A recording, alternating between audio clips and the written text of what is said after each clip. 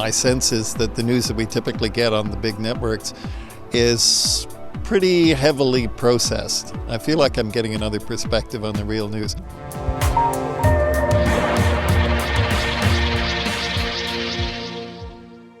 Bolivia's Congress ratified President Evo Morales' draft constitution on Tuesday, beginning a new phase to the president's quest of empowering Bolivia's long-oppressed indigenous majority.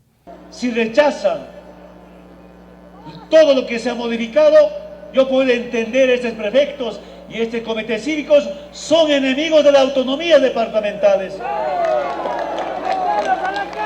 Se rechaza algún dirigente, alguna autoridad cívica o algún prefecto esta nueva constitución política del Estado boliviano, quiere decir que son enemigos de la patria porque están rechazando la nacionalización de nuestros recursos naturales.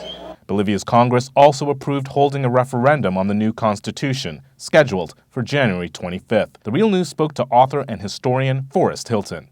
So welcome to The Real News, Forrest. Thanks for having me, Zah.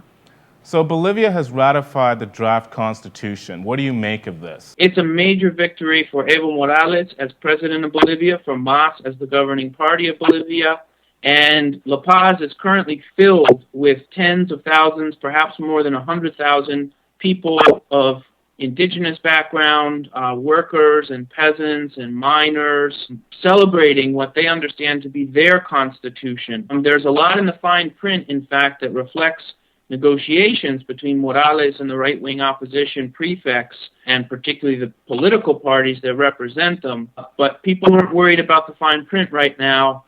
They feel that this is a big victory in terms of moving the country forward politically and at least establishing a framework that's agreed on by all sides for government and hopefully the rule of law.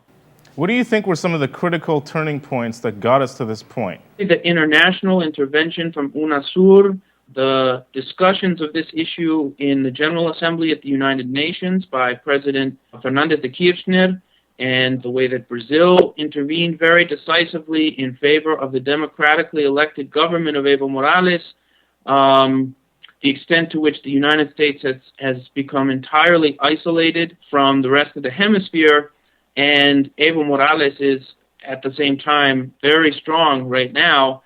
And after the referendum in August, which saw a 13% gain for him, he was able to translate that into international legitimacy, and that international legitimacy eventually forced the right to make concessions that it really never wanted to make. It never wanted to see Evo Morales and his government get the credit for passing a new constitution.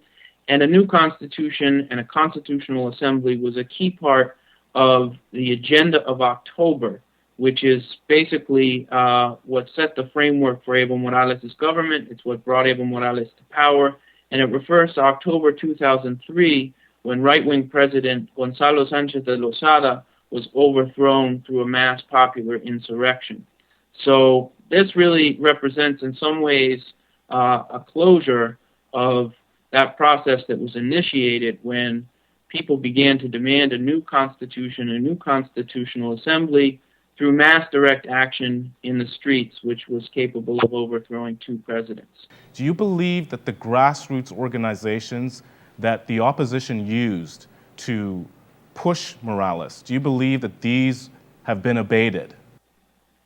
Well, it's unlikely, I think, that we've seen the last of them altogether, but the kind of increasingly central protagonism that they have taken on in the last, couple of years or so, particularly the last year, I think is something that has now come to a close. I think it'll really fade into the background, and they might be mobilized as necessary, but I think the kind of constant mobilization that we've been seeing that has led to the deaths and ultimately to the massacre in Pando in September, I think that cycle is really over with the forging of this kind of new consensus. And the key concession that MAS and Evo Morales had to make was on land, the idea that none of the expropriation of unproductive land would be retroactive, so that people who have legal title to their land, if they're using it productively, are not in danger of losing any of it. This is the key issue for these folks down in the eastern lowlands because the representatives in the prefectures and the civic committees are huge landowners, and they belong to kind of a caste of landowning families. And so the Constitution doesn't explicitly take them on, and up until now, that was a point that Mas was really unwilling to negotiate on, and it was perhaps the key grievance of the folks in the lowlands. A lot of the debate took place over hydrocarbons and the distribution of gas resources between the nation and the different regions within it. But in fact, this question of land has been fundamental at every point, and it was really the tensest point of friction between the government and the opposition.